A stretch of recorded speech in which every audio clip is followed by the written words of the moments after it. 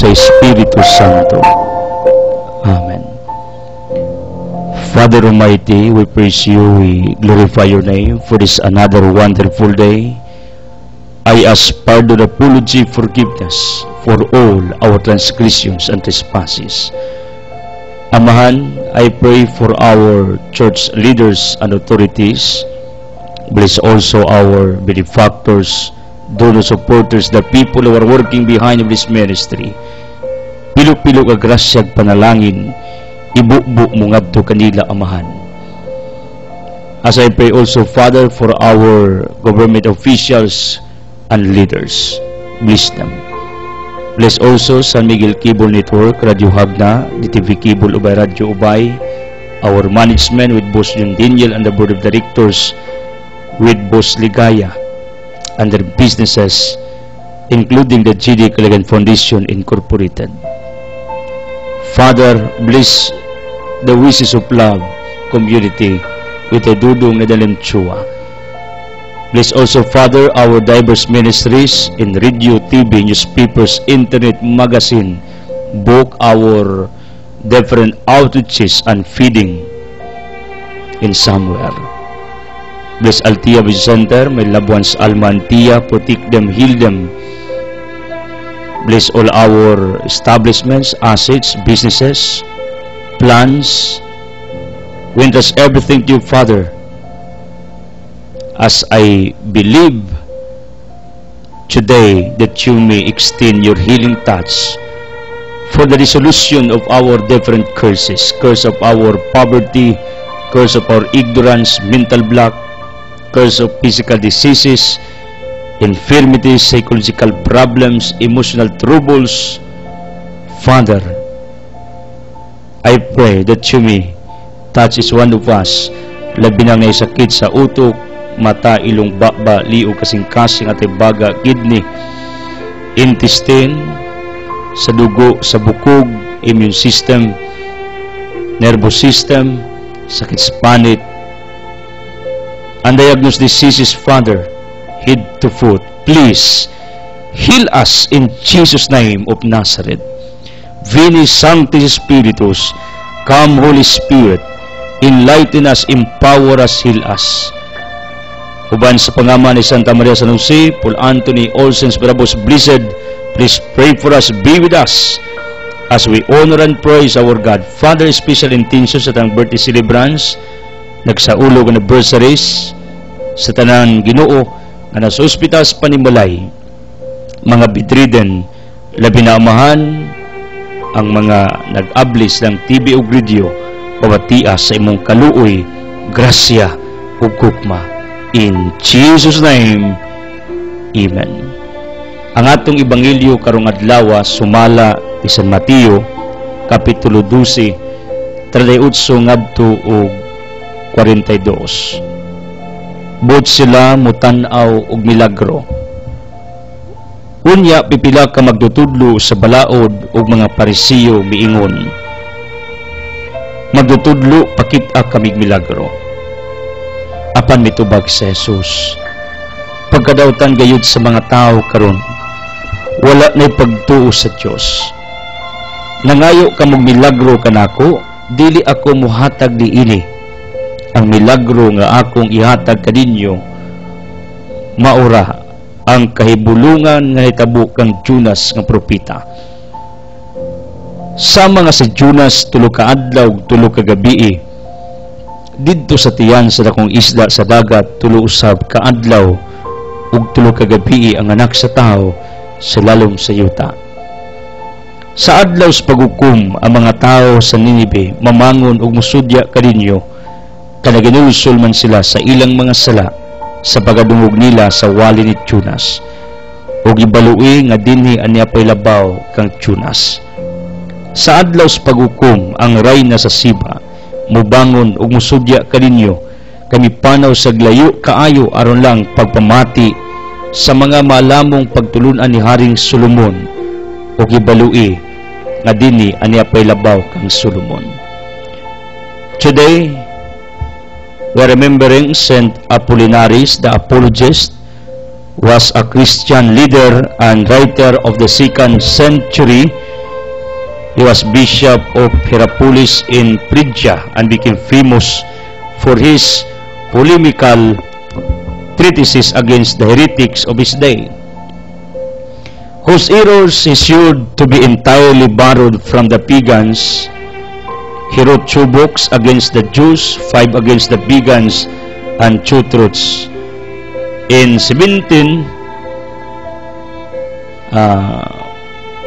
177, he published an apologia for the Christians. Then, appealing to the emperor's own experience with the thundering legion whose prayers won him the victory over the Quadi. The exact date of his death is not known, but it was probably while Marcus Aurelius was the emperor. What's the legacy? He was an apologist, meaning defender of our Roman Catholic faith niadtong 2nd century. My question to each one of us, are we defending our Catholic faith? Are we explaining our doctrines and dogmas to other people? Not only to other denominations, but to our brothers and sisters here in the Roman Catholic Church, in order that they can realize the sweetness of our teachings, ang katamis, kanindot sa atong mga panudlo. Mao ni ang dako nga paidumdum nato dining atong modernong kapanahonan. Because sometimes we are ashamed to tell other people about our doctrines, dogmas. Why? The reason behind of this scenario, because we are not convinced, or else our conviction is very shallow with regards to our doctrines, dogmas, or we have doubts. That's the big issue here. Kung na kay doubts, nawaw ka sa tong panudlo, di ka kampante, di ka sigurado, mo ni ang rason nga nung we keep quiet instead of proclaiming, instead of teaching, telling others, in order they can realize, they can appreciate our different teachings. Patay pakialam ana. Saint Apollinarius is reminding all of us today to follow his footsteps. Yang gitudluan mga audio, yang gisulatan, maayo ni nga writer, iyasang gitudluan ang mga pagano. And the miracle took place when his opponents were converted to Catholicism. Saint Apollinaris, please, yapin mi kampo nga sama nimo. Mudipinsa mi sa mong pagtuong Katoliko. Yapin mi kampo kami na mga problema, mga pagsulay. In Jesus' name, Amen. If you want to send your different queries, clarifications, pre-request, please text it or call 0918-714-8435 for your different concerns. If you are blessed and touched in our different episodes in this ministry. By the way, if you want a copy of this new book, 25 Inspirational Insights to Make Your Soul Incredible, please grab your order kay morelistaan pag nai-order. Mauning dunay pagka-delete kamay, manang ias apology sa mga nag-order na. Then, you can also purchase my different talks, topics through DVD. Pwede mo mapalit sa DVD, sa akong mga wali, teachings. Please inquire for more details how to grab my DVD talk, akong mga wali sa DVD or else sa libro.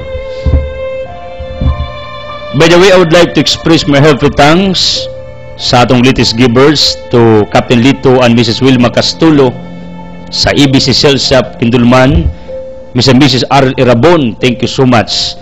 And Nay Bobby, thank you.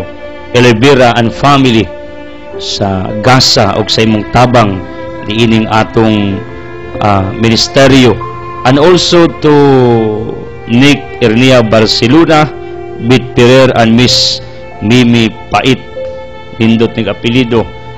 Animos konsularan, please do prayers to Stephen Fernie Pilamidas, do prayers Taymil o ginang Irene, kumusta ang labing kupos poblasyon Gindulman. Ramel Medyo Bitangkor, atong business partner. Anda di Boracay, Anda Lodge Dagko Grill, Lagkaw Pudaos, pinakalami og resort, pinakadindot. Og Tony Loris Madira, ay Tony, pagpalain ka ng Diyos, Global 1 o Global 2 Business Resorts, Jopos Art and Sign sa Pangdan, Asibis Body Fitness Gym, Nelus, Ilimuran Yuwa, itong pinanggang pamilyas Kanupaw, Dungmen Salbino, na ay grocery store sa Tihero, Dikyo Restaurant sa Port Area, Nitsa Marketing Self-Logica Spadala, na ay Wi-Fi, Iapil Ampo, si Kung Maring Narsing, El Jalok by the Plus Products, Business Dealer, di ko lang Dagalabo, uban na Pia, uban sa Rawaji Purified Drinking Water, uban sa Living Water sa Naatang, tutulopi sa ulan, Don Tuto, kumusta? Fidi Laveranay, Rosa Sedilio, Sininda Ninturalba, Ronaldo Joy Galentes, natibilad sa Unya, Titong Sailon, Mukoy Gampang Ubayb, uban ni Kiara Cristo, yung buntag, ito sa ning pinanggang pamilya na Maria, may buntag diya. Merspin Kaguran o Galingan, Mugaling bisag unsa, Mukagod, basta lubi, Nicolas Lobido Basdio, Olivera Family Garcia, Manuel Kumita. Then, Dudong Lukling Baybay, Labing Kupos Garcia, Captain Lito, and Wilma, and the Cruz School, kumusta? Diyos na Kagampang, Istria Cebu, Mimi sa Torino, to prayers to Chacha, Ros Kuling Cookies, ni Crisons, ang Labing Kupol, sa Pangdan, Miss Manuel Bantilan, Taymawi, Kaliwat ni Tay Peregrino ug ni Alice, Mrs. Nuna Bejalaba, Istisa de Garcia, Cesar Filina Abosio, Walking Store, Captain Lito Sario Bitunyo, do prayers to ni Paping, Exclamado at the Limit, ug Pascabunyok, they're working with me. Manuel Tercia Nursing, Manuel Liedo, ako ning higala, ever since. Si sa mga parts, Parebert, Lucy Laronilia, kumusta Parebert? Best friend ni kumparing Bilyong sa HQ Moto Parts. Burgal Store, Glutapangan, Beryo Pilingamura, do prayers, Rico Milasibis, na ipalo second floor, samot mo kagwapo-kagwapa, Mando Biliksunis, o wa mo ikabayad, iyang ipanghatag daw, iyang mga gulay. Attorney Easter, continue sa inyong pag-ampo, uban siyang buotang inahan, na Nida Escobilia. Then, thank you also to Rustico and Peregrina Galamiton o Paraon, do prayers ni Sister Peregrina, Tony Naragalbi, Winston Bibig Calgo, Dumida Guplo, in ice cream ni Madam or Ma'am Rosel Lusa Garcia, Jeremy Sida Tumakin, taga-Hinguog, kumusta? Do prayers sa sawas lang Kapitan Dia, Kiriko Renieses, from Jik Rygoods, o Banyasinto, o ilang mga outlets, daganis nag-outlets sa Pier, sa Iskina Padong Scanulao, Miguelina o and family, Asibis family, itong pinangga sa ning Cabanay des Pundol, Mr. Miss R.N. Rabon, Ifanyo Fragoldi, Francisco Betao Clida, Mr. Kiminti Puping Lakri, Chis R. Nilawana, Makinuna Calixta Amplayo, Abilino Gingging Vincent Ampo, Muilding Basaputaw, Ginger Sticken, Felix Bonifacia Riwa sa Anda, Animus o Bunga Ilaya, Tuhani Kabuok, pagpalain mo, Oscar Ramondo Luxin, God's Will Secretary Agency, ni Paniber Sabi. Then, Primo de Taipa, o Peregrine Alice Castrodes, Eastern Ball Lending Investors Incorporators, mga buutan sa La Union, Asteria Dotarot, Jackson Finova, salamat. Eric Juana Buiba, do prayers ning pamilyang Juana, Jojo Plida, Manila Kang, then Jul Tigbas, uban ni Moisesa Maquinano, Loris Castro, Manuel Mitring Birula, Marcelo Eteria Abusio, Bin Kinsiana Migraso, Isabelo Isidra Shaning Ulaer, Ubunga Ilaya, then Bernal Family, Roland Galarion, Michael Alex Bibi Tadem, kumusta kumaring Bibi, E&G Mike Luwayon, uban ni Ma'am Alma, Mrs. Malakyas Amparo, Gita Galulo and family, Philip Lungay, Mario Inlay Dulao, Animus Mambuol, Pideria Asibis, Frida Abuyba, Frida, Animus of Canupao, Solano Sima Sestido, Arsenio Lutarot, San Lutarot, Animus of Udyong, Tidirot Kasukot, uban ni Bibilo. Then, Pidi Abosian family, Joseph Cataranian, Raldo Idna Esbilias, do prayers to Idna, Rosita Oclida, Animus of Cansueduero, Sing Maris Minimart, Alan Natividad Sabilia, Dr. Russell Pedro, Ali Cagandi Humid Penitan, Princess Water Refilling Station sa Ubay, Diwakina, Ocla de Tamisula, Bamundi Parlor, do prayers ng pamilya, Lili Angalis, Pustanis, then Galos of Duero, Troy Dulce Cagata, Bit Along Sarmiento, Arsenio B. Galido, Anil Babian Umbao, Furji Anim Trading, LTO Hagna, TC Pagdinawan, Ibib Subiuno, Mercy Cadilinya, Bernadas, Berliba of Cagandi Oro, and Magdayo family sa Garcia, uban ni Natividad, Inday Castrudes of Gindulman. Thank you sa mga givers. And those who are dreaming to go to other countries na pilgrimage, please contact Ginada Atsas sa Legacy Ticketing Outlet here in Poblacion Hagna. Ako ning kumare, negosyante kayo. O na kung gusto ng pilgrimage, please look for kumaring Ginada Atsas. For more details, mao ni ang mga pangitabo o mga updates kadtong mga na-mention nato, meaning they are generous, they are what they called continuing their helps to our ministry. Thank you so much. Pagpalain ka ng Diyos. We are including you in our daily prayers, kamong mga kanunay nga nagsuporta, then kadtong mga occasional givers, mga mihatag, pwede mo balik, we need more. O prayers, please continue praying. Include my family, business, advocacies, and please pray for more people to support our ministry. And benefactors, please do not be tired in applying the law of duplication. Find more people to work with us in this ministry para nga dagan pang mutabang sa atong pagpalanog sa Ebanghelyo sa bisan asang dapit, lokal and satellite. Speaking of our gospel, nagisgot ni may tungod sa mga Pariseo o Saduceo o sa mga taong buot mutanaw o milagro. Kining matawhana, actually, sige na ni sila gitagaan o mga milagro, panalangin, grasya, pabor. Pero we can notice in this gospel, they wanted more miracles, signs. If we are in the shoes of our Lord Jesus Christ, what we can imagine ni ining nahitabo ni Jesus Christ towards the Pharisees and Sadducees. Unsa atong mahulagway ka if ever kita si Kristo? You know what? Moriak ta.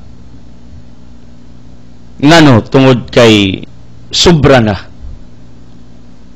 Anyway, kining Ginoo di magidkabsan bisan pag muhatag siya ug sobra-sobra nga grasya, pabor, milagro, panalangin sa tao. Dili mo kunhod ang iyang pagkaginoo, dili sa kabsan. He is the source of all things. He created the universe, Genesis chapter 1. But why Jesus was hesitant to give more miracles, healing, signs, wonders to the people according to our gospel? Why? Not because si Jesus Christ gapakita o greediness, selfishness in this aspect. No. Dili kini maoy point. Kundili tungod ni sa mga tao Pariseo ug Saduceo hatig-a kaayo og kasing-kasing ngano sa kadaghang panalangin milagrog pabor gihatag si Kristo ngadto kanila, gusto pa sila og mas daghan. Unsa may mahulagway nato niadtong maong mga tao not satisfied. They wanted more miracles, healing. Or else, they tested Jesus Christ kung unsa gid siya kagamhanan, kumbaga ilang gihimong kiko si Jesus Christ, ilang binuangan, ilang gisukod ang pagkagamhanan ni Jesus Christ.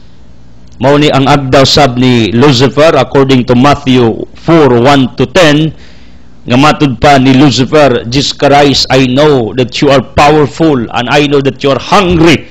When Jesus made his 40 days and 40 nights fasting and abstinence, mingon si Lucifer, Jesus na may bato diya, gaman ang apan aron mabusog ka nya, lukso kay sawon makas imong mga angelis. That was the allurement of Satan to Jesus Christ. Gidani si Kristo ni Satanas nga iyang ipagawas ang iyang milagro, ang iyang gahom, nga himuon niyang pan ang bato, mulukso siya. Pero what we can notice, Jesus never tolerated Satan. Jesus refused to perform what Satan asked from him. Why? Tungod kay buot iulagway ni Kristo ang iyang humility, humbleness in front of Satan. Jesus was not lured by the temptation of Satan to show his power. Take note, Santiago 1:13-14, ang manintal, ang yawa, dili ang Diyos. And Jesus Christ, according to Paul, Hebrews 4:15, si Jesus Christ was tempted in different forms. According to many biblical scholars, even women were used by Satan to tempt Jesus Christ. You know what? Mauning naitabo ni Jesus Christ, gitinta sa strang paagi, babae, then gitintal siya nga mo perform og mga milagro. Satanas gamon nga pan ang bato, mulukso ngano aron mogawas ang pride ni Jesus Christ. This is the same to our gospel for today. Nga din ang mga Pariseo ug Saduceo ilang gitintal si Kristo, ilang gihanggat si Kristo, ilang giagdi si Kristo to perform more miracles, healing, signs and wonders. Ngano? Aron ilang masukod kung tinud bagay siyang Misaya, or else ilang gialalan si Kristo, or else hakugan sila, gusto pa sila mga katingalahan, di pa sila kontento sa unsay ilang nadawat, nakita, na sinati from Jesus Christ. Pero Jesus, you know what? Oppose their request. Isupak si Kristo. Yung siya, no miracles anymore, no healing. It does not mean nga si Kristo wa magmilagro rito. Gamilagro siya. Gahimo sa katingalahan. Gahimo siya daghang mga wonders. Pero dili lagi sila kontento. Kining kinayas mga tao nga gikatubang ni Kristo na apo din nato. Although ang Ginoo gahatag natog daghang pabor, panalangin, grasya, gahatag og daghan kaayong mga butang, nawa nato damha, niabot nato surprisingly, but still we are not contented sa mga butang nga niya kanato atong achievements sa tanan nga mga attachments sa atong kinabuhi. We are not contented, we are not satisfied. That's why we want more. Ako man gipamalandungan Kay kung ari ka sa business world, you need to dream more. You need to think more, to think bigger. You need to raise your standards in living, in your lifestyle. Kung ari ta sa business world, ug akong nakita nga way dautan kung imong isa kang yung standard, ning kamot ka, mudako imong pangunauna, dagko kag damgus kinabuhi, dili na dautan. Kay mo man gusto sa Ginoo nga mulambo ka. Jeremiah 29:11-12, gusto siyang mo asinso ka, gusto siyang nga mayahay ka sa imong kinabuhi. Dili dautan nga mangarap ka og dream house. No, there's no wrong. Mangarap ka og dream car, og litaw ka dream wife, og dalaga ka dream husband. There's no wrong. Ang hadlok lang minyo na niya ang asawa mangita paglaing dream husband substitute. Kiwa kauyos ba na ulis ang bana mangitag dream wife substitute sa iyang asawa. Kiwa kauyon. Maglaom ka og dagkong income, ngita kag resources, you will find different opportunities to earn more, to have more. Para nako dili ni dautan, dili ni siya contrary sa tao nga not satisfied, sa tao nga greed, dili ni siya kontra, dili ni contradict. How I can reconcile these two things sa kinabuhi sa tao, ang pagka greedy ug ang pag-im og daghang mga butang sa imong kinabuhi. Now, nganong si Jesus Christ sa Ebanghelyo miupos man?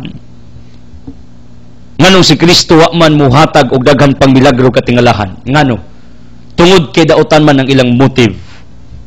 Even in law, motive is very important. Kay mao ni tan-awon sa usa ka court hearing, kung unsay motive for doing a certain crime, mao ni tan-awon sa judge, sa abogado, unsay motive. Kung unintentional, although nakasa magud siya, unya unintentional silutan gyapon siya, pero lower, mitigating circumstance.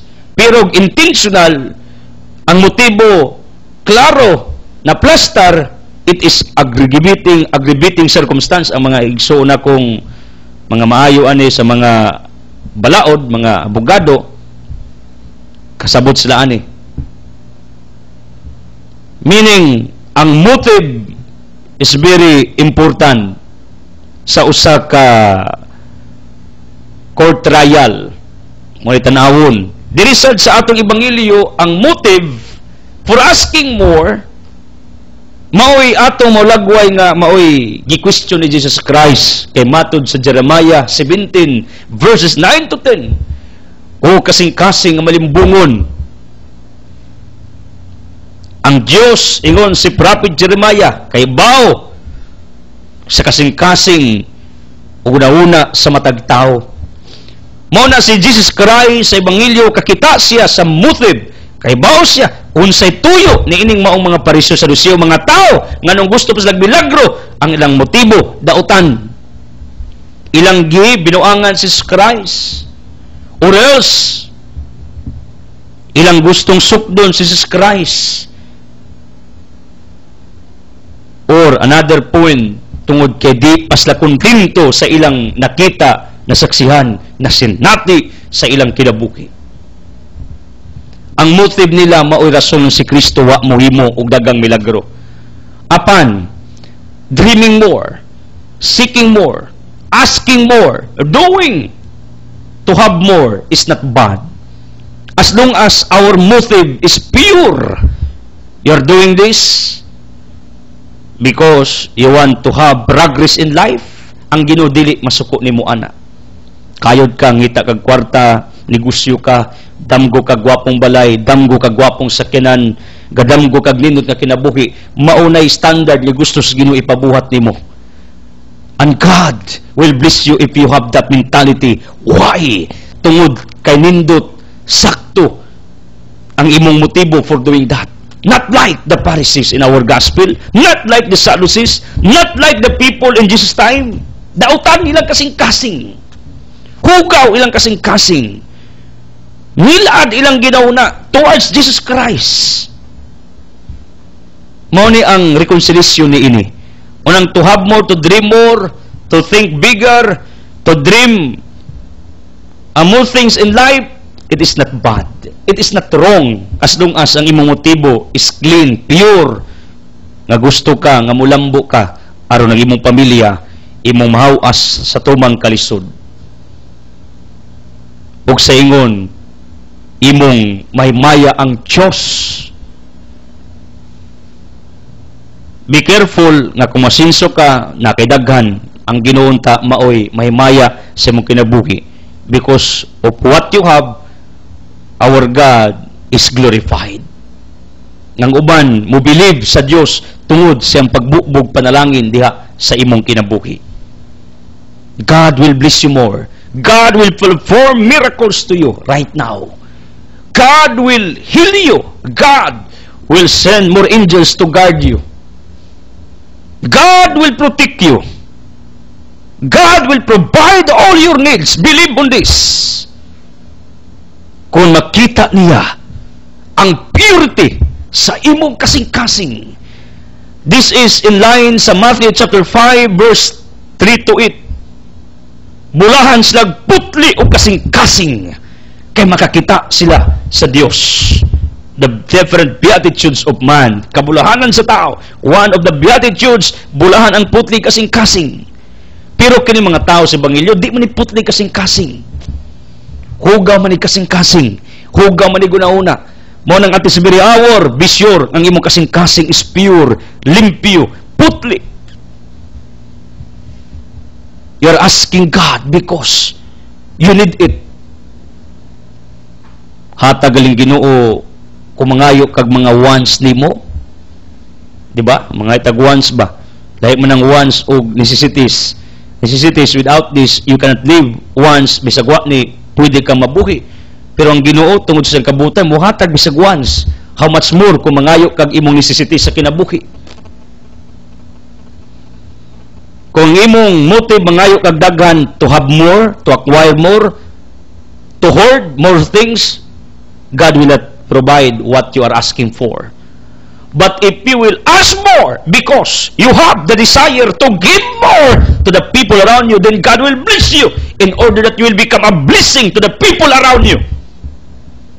Kung mangayo ka, aron modaghan ka, aron nga musakay mo standard, and people will appreciate you. People will look at on you, nga halangdon ka, kwartaan ka. If that's your motive, God will not bless you.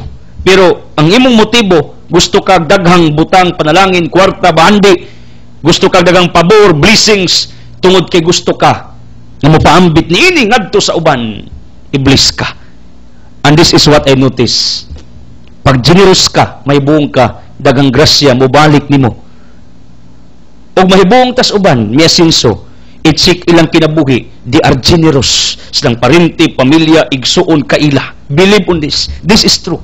Pero sa mga taong greedy, may buong ka, way kita, way abot, way makita nato nga produktos ilang paghago o rinaguan sa kinabuhi. Ngano, nakita mas gino ang motive. You are acquiring more for your own benefits only.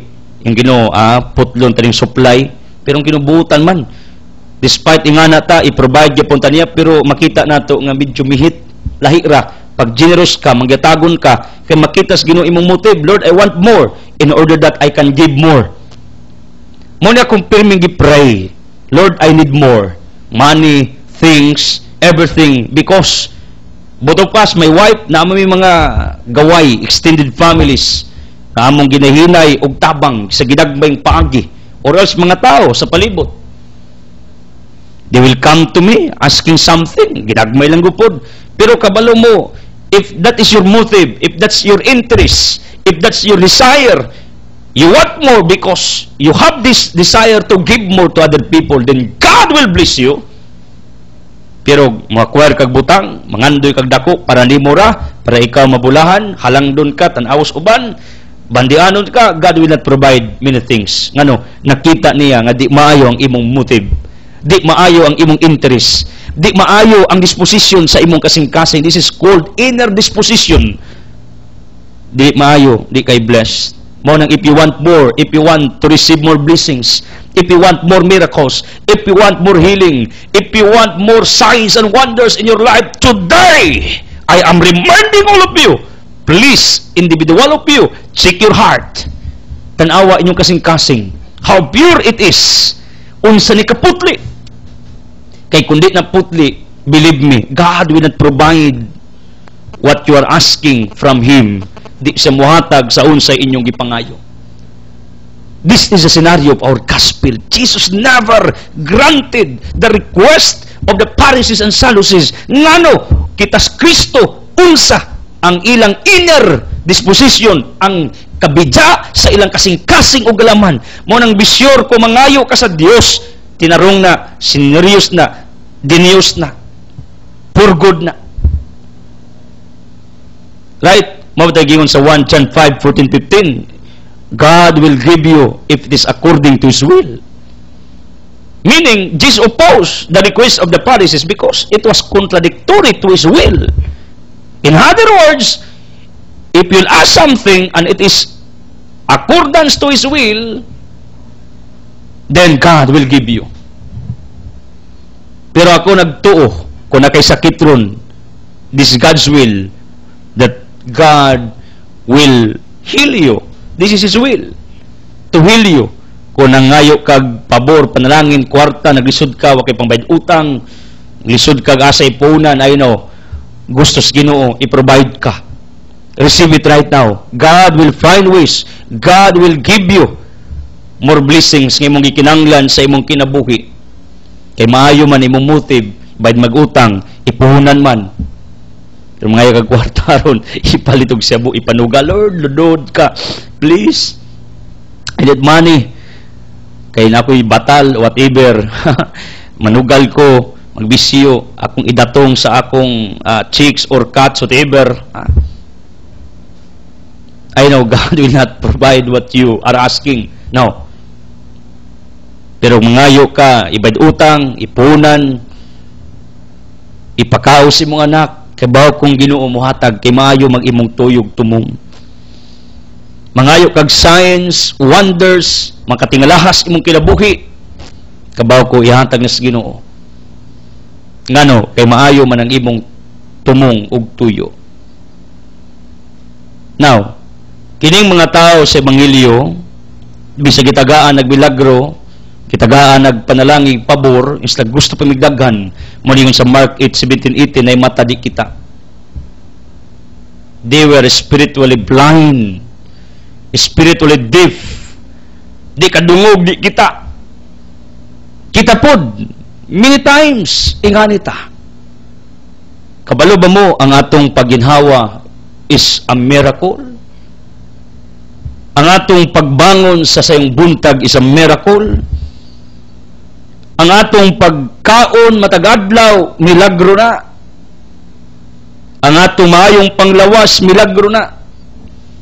Ang atong pagkaabtik matagadlaw sa sutoy gibuhat, milagro na. Pero this is what we call law of familiarity. Speaking of law of familiarity, according sa mga wise men, kabantay mo, according sa Mark chapter 6:1-6, a certain prophet has no honor in his own place. And it is true. Ngano? Because of what we call law of familiarity. Once ang mga tao familiar sa usa ka nagwali, mahimong normal, natural. Mautang usa ka minister or usa ka pari, impossible di gid na iuli siyang yutang tinubuan kun i-assign adto na sa dapit. Monagingon, you're effective in other place except your hometown, your own family. It is true. Ako sa nasinati, other people are listening to me.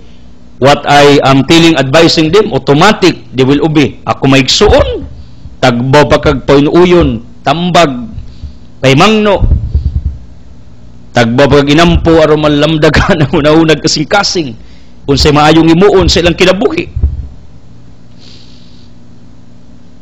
Ngano man tungod ni sa gitawag og over familiarity.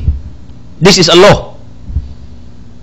Mao ni tinuod sa kalibutan, pag over familiar ang tao nimo ug magawali ka mawa ang respect, mawa ang ilang pagtuo. And then Jesus Christ was very familiar to the different Pharisees and Sadducees. Why? Because Christ lived in Nazareth within 30 years. Then after 30 diya pa sa gamilagro, gawali, gasangyaw ang mga Pariseo. John 7:15, anak man nagpanday, wa man grado. Si Jesus Christ man na, wa man nag-eskwelahan. Kailan man ta ana, pobre man ang girikanan, carpenter man na susi, apil-apil gina siya. Nagwali, nagmilagro, nagsangyaw. Tinuod kahawa ka ta lubat-lubati atong pananaw ana. That is what he called law of over familiarity. Too much familiarity is dangerous. Ngano? Makawa nag-respect sa tao, nga imong girespeto kaniadto kadugayan di na kay nasinati na kaniya. Nawa ng inyong boundary. Mao bitaw na when we studied in pastoral theology, our professor told us, ako klarong istorya, di man ko pariuno nang ako mga classmates mahigi tudluan. Ako dito taw-taw ako. Apilang kong ni-enroll sa mong subject, yung mga atong professor, among professor. You know what? Seminarians, listen. Once you will become priest, someday, please put a certain boundary between you to your family, or to your friends, or to your parishioners. Why? If ever they can enter your personal boundary in life, anha magsugod nga mo kunhod ang ilang respeto diha nimo, ug mao ni hadlok kay lisod ni i-retrieve pag masugdan na ikaw di na karespetuon, maglisod na ka unsaon pagpabalik nga ikaw respetuon panila og balik. Anong kaya kung gisudan tungod kay si Kristo biktima nining law of familiarity. Kung sila kailam yan na, kailam mo, pag milagro pa, tuol gimi. Sige, pagama pagkatingalaan, tuol lagi mi. Pagama pagdagang mga butangi mo, may kailam mo. Sus, bugal-bugal na kayo ang nahitabo ba towards Jesus Christ. This is what they call law of over familiarity. Ang mga pari, kaming mga magawali, dako kayong tendency nga sige mig panood sa mga tao, having a good relationship. Kadugayan, pag di mi kabantay, ang boundary namo mulapas gani, wa na respeto ang mga tao nga among gikauban, gikay mamat, kuyog sa ministeryo, mo pili akong gibantayan because we learned this in our subject sa pastoral theology. Si Kristo, tungod sa over familiarity, too much kindness, too much goodness, ang mapariso sa Lucio, kaminus niya.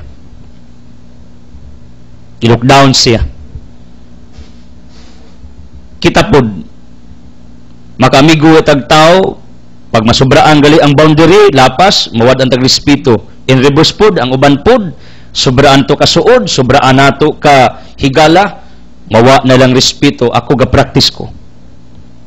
Nga tanang tao nga akong ikatubang, wherever I go, akong paningkamutan og pakita og respeto. Ngano, tungod kay di ko gusto nga kini mga tawhana ma-offend, they will become offended tungod kay wa ko respeto ngadto kanila.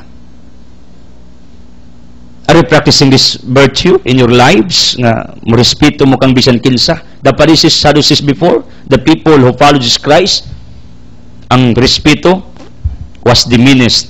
Although not all people who follow Jesus Christ na diminish ang ilang respect, but some of them, ang ilang respeto na hanaw, napapas. Now, if we talk about law of familiarity, this is also happening to each one of us, rather. Ngano? Kay, as what I have said, kining atong pagmata, pagkaon, pagkakitag trabaho, pangitag, panginabuhian, milagro ni. Pero because of the law of over familiarity, we never recognize this anymore as miracles from God. Wala ta kabantay, wala ta ka-recognize, wala ta kainong wa na ta maka acknowledge pa diini nga kini mao ang mga milagro, panalangin, pabor sa Ginoo. Ngano, this is very familiar to each one of us. Why? This is happening constantly, continuously. This is our, what they call, life. Mauna ng atong kinabuhi. Makaon, matug, mamata, nanhimong natural na ba? May mong normal. Never thinking, never recognizing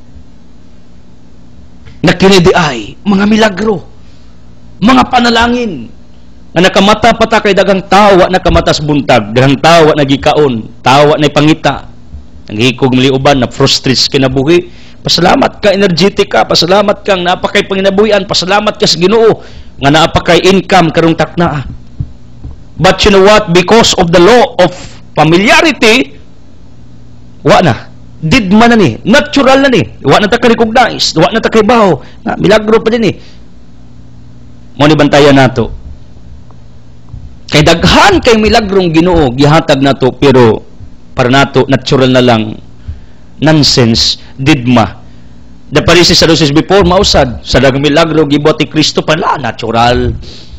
Ngano tungod na sa biases within them. Si Kristo became a prejudice sa mga Pharisees, Sadducees. Kay kaila sila, over familiar las Kristo. Matong milagro para nila, why kwenta, why effect matong isla. We need more. Pero drama ra dito. Kita, grabe ta, mo questions Ginoo, Lord, why you are not sending miracles, healing blessings to me?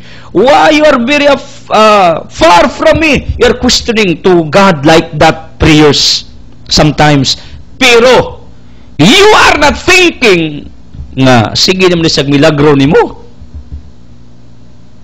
Ka Lord, grabe man ka Lord, ang uban ra magipmilagrohan nimo, ako wa siwa. Kada imong kinabuhi, kada imo rong gikaon, kada imong panalangin, pabor imong mga anak nga way sakit, kada diyang imong pamuyo nga linaw, di ba na milagro, di ba na panalangin. Pero di ta ka-recognize, sige tagpangayos Ginoo, ug mga milagro katingalahan, naaram na milagro sa imong kinabuhi. Usa paghatag sa Ginoo, agali ka ka-recognize sa imong simple daily miracles, then God will provide you more miracles. Unless you can recognize a little miracle, God will give you a big miracle. Believe me. Samtang di ka kaybaw o gamay nga milagro nga gihatag sa Ginoo, unless you cannot recognize. Because this is what I believe. Once you can recognize a little miracle, it will follow kining pagka mapasalamaton. Being grateful will follow. Lord, thank you sa gamay milagro. Then God is happy hearing you, praying like that. Lord, thank you for this little miracle. Then God will prepare a big miracle for you. Ngano? Nakita niya, how grateful are you sa gamay milagro. Then God will entrust more big miracles for you. Pero sa man pag-interest sa Ginoo milagro nga, you are not recognizing the little miracles. The people in the gospel, you know what? Lord, Jesus Christ, magtutudlo, Master, please, we need more miracles, big miracles, yung Kristo hilo mo. Wa maglimo kailas gagmay milagro, samot nagdagko, anay kwenta ninyo, maunay ang logic ani. Kung gusto ka nga tagaag panalangin, pabor, katingalahan, please be grateful, mapasalamaton kas gagmay milagro, constant miracles, daily miracles in our individual life. Ato na nadawat naturally, normally, constantly, but we never recognize ngano over familiar taniini. Wa na ta kay dumdum nga kining ato ning adlaw-adlaw mga panalangin, kinabuhi, grasya, ang atong mga lihok, ang atong good health, mga panalangin ni milagro ni, pero wala na takailaan na. We want more, but you never recognize the constant miracles of your life. Then God will not bring miracles to your life. Why? Tungod kay wa gali ka magpasalamat sa gagmay mga milagro, constant nga milagro, pirming milagro sa imong pagkatao. Munang today, I am bringing you to the realization nga dapat magpasalamat ta matag-adlaw sa itong kinabuhi. Nga kinatong ginhawan, ito siyangan ang atong pagkatao, ang tatong gihimo, ang tatong gipangbuhat, milagro ni. Tanang mga opportunities, blessings, graces, milagro ni. Ang courage, ang strength nga nakasugakod sa mga pagsuway, milagro ni. Constantly, gihatag sa Ginoo sa tao. Kay mahal ta niya, pinangga ta niya. But you know what? Because of over familiarity, I am repeating this many times in your minds, in your hearts, we never recognize. Right? Do you agree with me with regards to this presentation for today's episode? Nga sakto ning akong gipamahayag ninyo. Nang Ginoo di mohatag pagdaotan kag motive. Di sad mohatag sa milagro kung wa ka kita sa gagmay milagro kada adlaw. Gusto kag daghan nga gitagaan man ka wa lang kakabantay. Is Jesus Christ. Na milagro kung ihatag ninyo si Jonas. Tulo ka adlaw sa isda. In the book of Jonas in the Old Testament, make ya sa gikan sa kamot sa Ginoo to preach the gospel, to preach the words in the country of Nineveh. Ikya siya. Ngano? Wasa ganahi. Mao taong pinangga nako ni Jonas. Ngano? Kaya nakarelate nako. Narelate nako akong kinabuhi niya. 2005, I escaped from God. Sigara kong negosyo. Pangitag kwarta. Mao ta karon magwali ko kay magnegosyo ra ba ko. Pirmi. I'm trying to balance my life, not like what happened to me how many years ago. I stopped preaching. Ang ako rang gimaster ng itag kwarta, not like in our present time, when ako pamilya. I am preaching, at the same time, I am having my little business, balance. Before, bijaan, yun akong wali. Gitulis ko, kaamgo. Bawiyag motor, kaamgo, giuli man. Kung ay planong Ginoo, reminder to.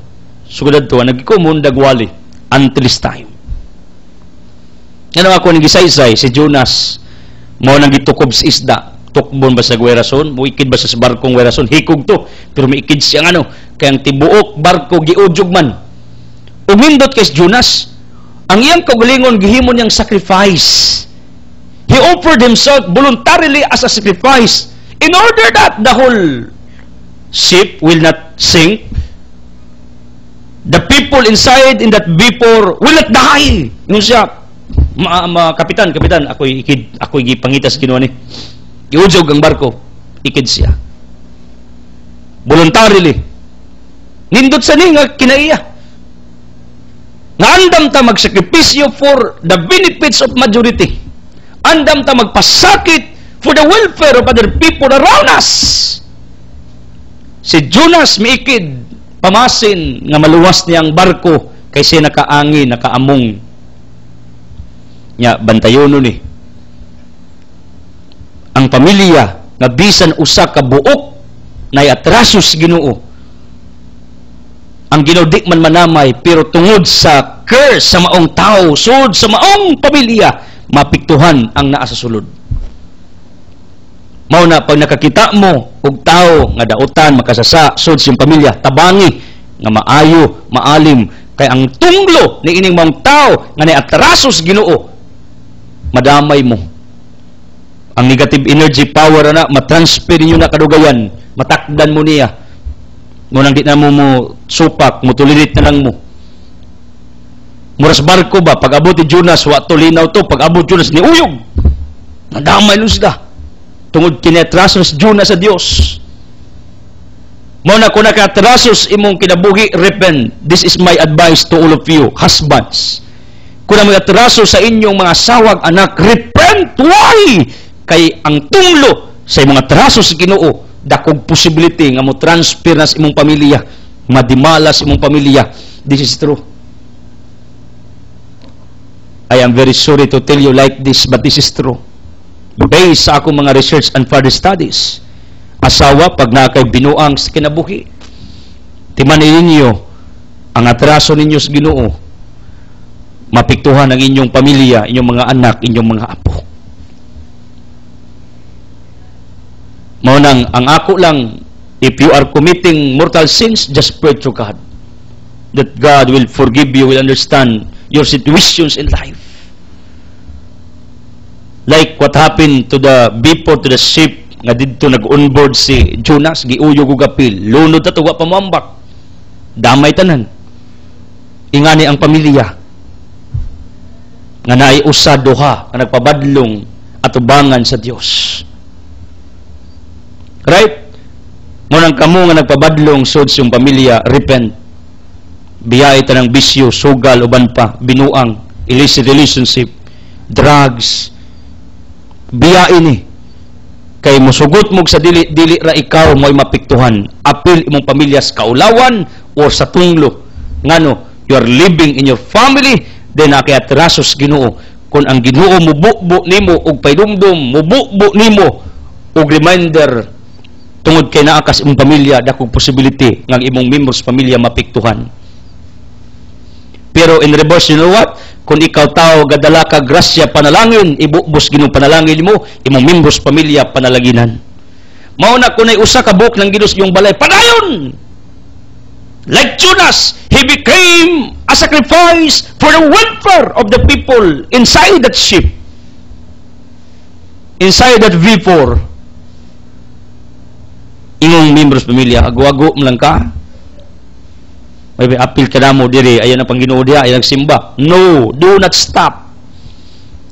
If you are alone doing what is right, if you are alone in serving God, if you are alone coming to God, continue. Because once God will bless you with miracles and healing, wonders and signs, ang imong pamilya diin kagapuyo, apilo na ug pisik-pisik sa panalangin ng imong madtawat gikan sa Dios. You are an offering, you are an intercessor, you are a sacrifice automatically sa imong pamilya. Kung majority man wa mang diniyos, wa magtinarong, ikaw nga nagtinarong, iblis kas Ginoo. Nya, mingka brother na nang Ginoo nya napi makasasa sa pamilya unsa na mag-away, dakong possibility because the world has dual powers, negative and positive. Pero I believe because of the power of God, ikaw nga nangalagad, buutan sud sa imong pamilya, you will conquer the evil one inside your family. Because I believe light, goodness will reign in your families. Muna ayaw mo give up, ayaw gundang. Kung na members pamilya nagpabadlong, nagpakasa, ayaw ka discourage. O, di na ko musimba, brother.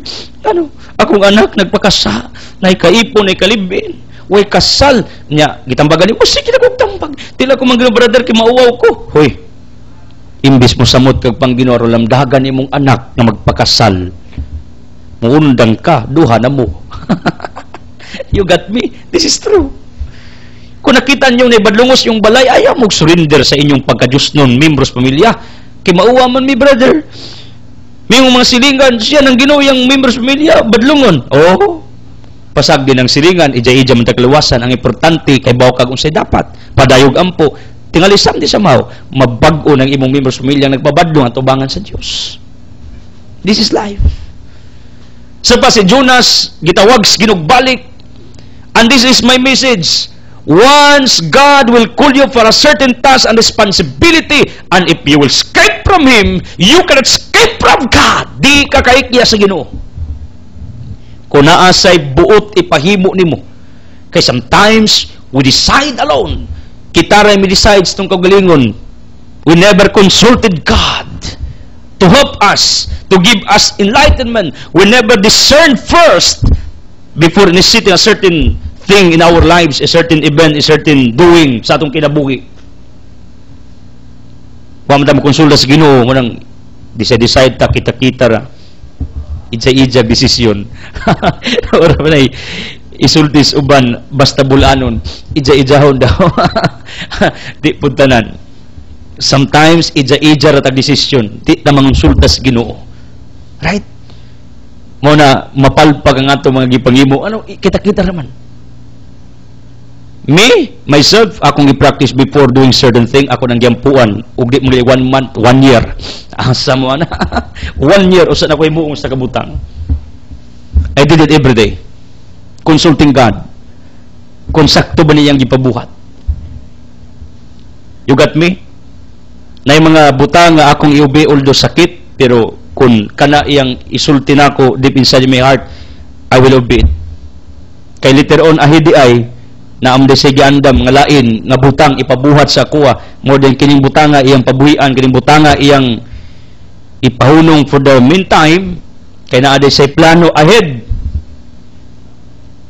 You got me? Ang point nako, Pag nakahimuon niya, ikaw ra, mapalpak na, mo na mabutang adlaw, birahon kas Ginoo, initsel.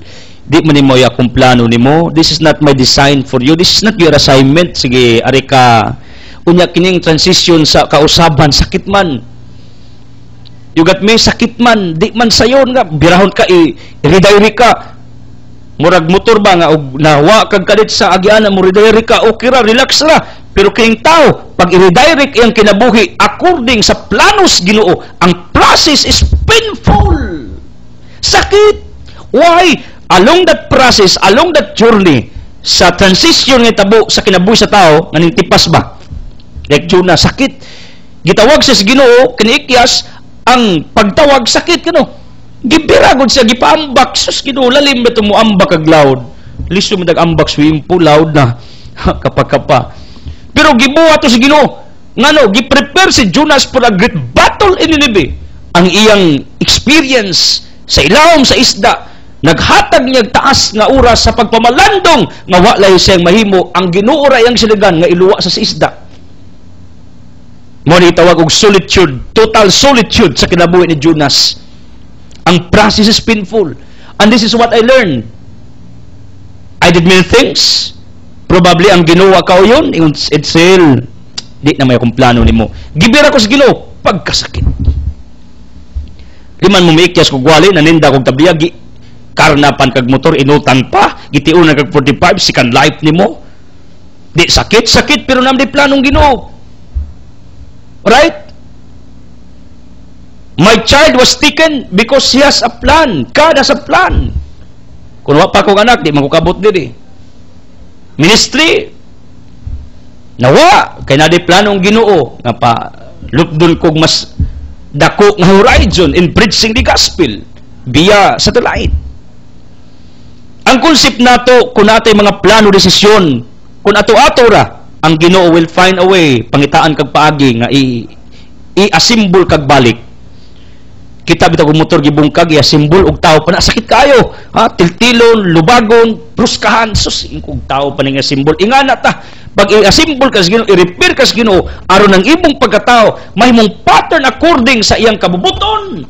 Sakit ang process, sakit ang may tabo. Manang whatever di malas na stop ninyo mga negosyo, ginagmay, mga failures ninyo, matod pas mga tiyulugo, di na total nga blackout, di na total nga darkness sa kinabuhi. That is a promotion sa another level of your lives. God will promote you in higher standard of life.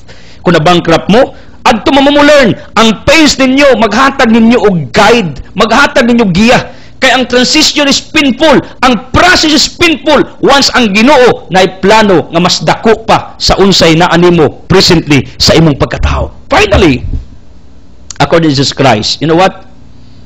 Ang reyna sa Siba in 1 chapter 11, and I'm mistaken, sa Nanghari chapter 10 upward, ang reyna sa Siba in a very far land traveled with her damas, companions, bodyguards, soldiers, bringing different kinds of golds, treasure, for what? To offer to Solomon. Why? Because this queen of the south, Reyna sa Siba, wanted to listen to the wisdom of Solomon. This is my analysis to this. This woman, Reyna sa Siba,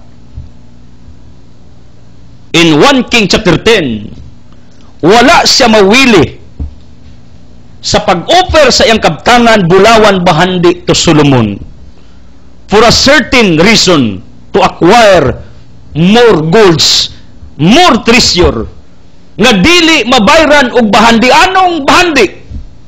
Material things on this earth cannot be substituted to this, what he called spiritual gold, spiritual things from God nga naa ni Solomon. Kay kung inyong basahan ang kinabuhi ni Solomon sa Unang Hari chapter 1 upward, if you read the whole chapters of the book of Kings, siya ay pinaka-bright sa tibuok kalibutan. Wa na'y mutupong gawas ni Jesus Christ kini Solomon. Didtong Reyna Siba, may gasto, magbaktas, sakripisyo kayo. For what? Aron mukat-ong Solomon. May gasto siya, aron mukat-ong Solomon. Kabalo mo, if you notice, ingani ang atong gibuhat. We spend a lot of money for us to learn more here in the modern technologies entrusted by God to us. Ang rayna may gasto, binilyon,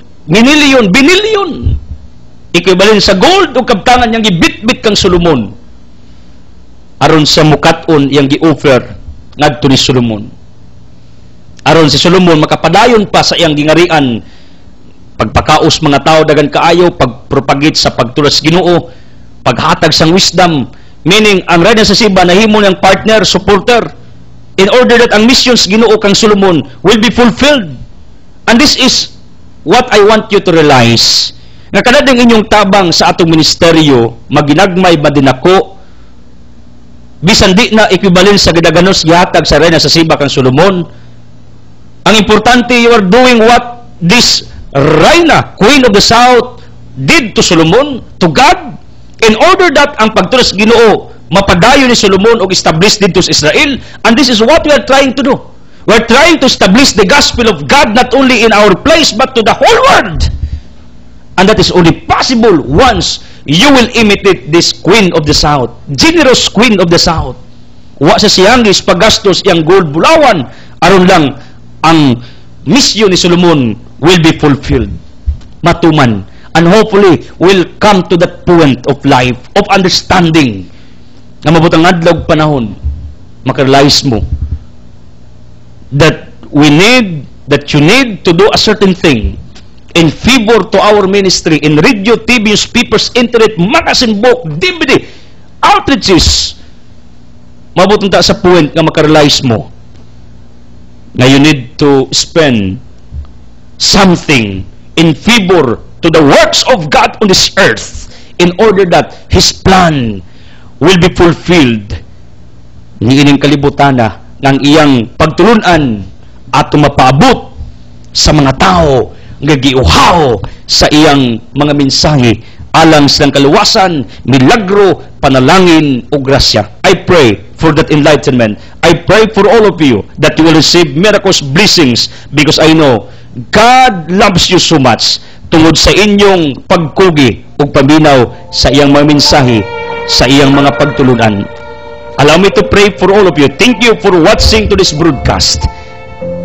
Someday somehow, God will bring you sa higher level sa inyong destination sa kinabuhi, sa iyong standard of life.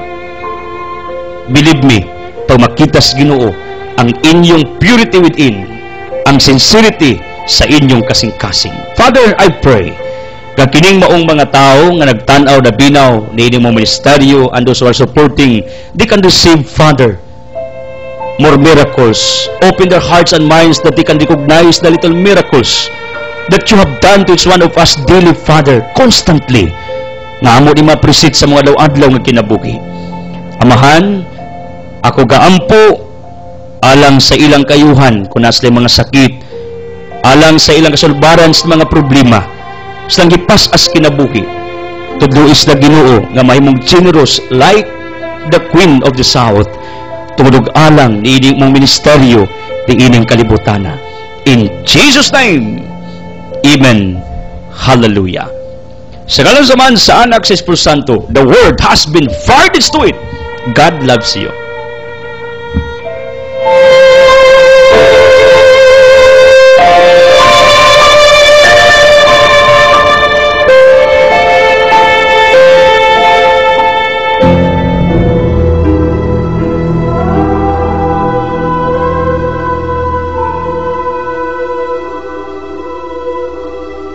You are listening to Brother Edsel Lacaran Closas preaching.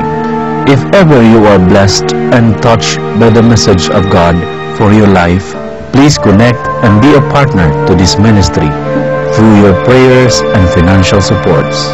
For your concern and prayer request, please text or call 0918714845 or visit the office of Brother Edsel Closas at San Miguel Cable TV Compound at Poblacion, Hagna, Bohol. Until next time, God bless you.